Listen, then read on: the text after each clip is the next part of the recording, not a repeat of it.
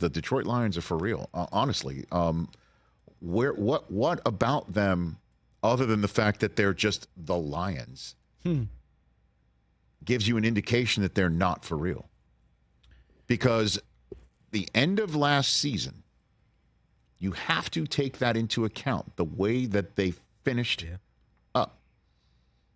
And the way that they finished up, literally, quite literally, was playing the final game of the season fully knowing it meant, if you will, nothing in terms of their standings for 2022 or their ability to keep playing in 2022. All it was a matter of pride for the Lions.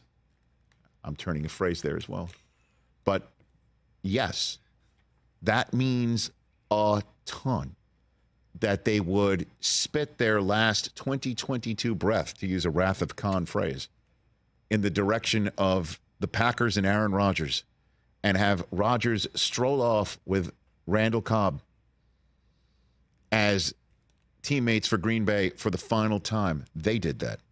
And then they got the ultimate, let's not forget, they got the ultimate praise from the NFL, which is, we're putting you on the first game in front of the nationally televised audience in the toughest assignment there is in the NFL, starting the season on the road at the home of the defending champs while they raise the banner in front of their giddy fans.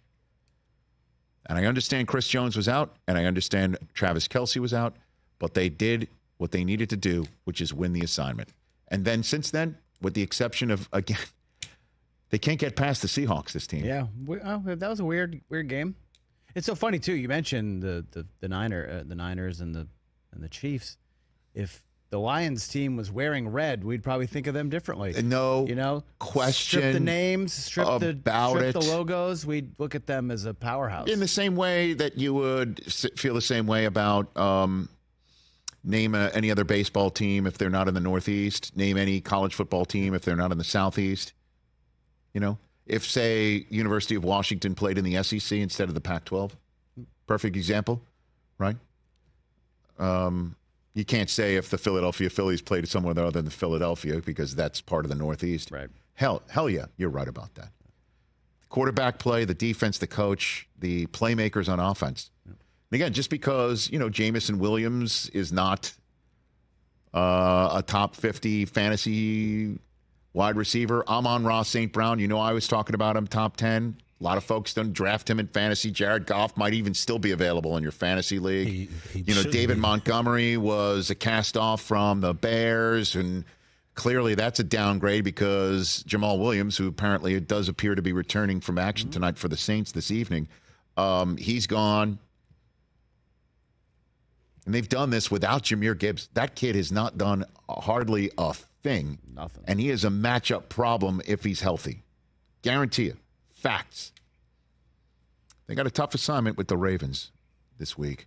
Big time. They might lose them too. But for them, that's an out-of-conference loss.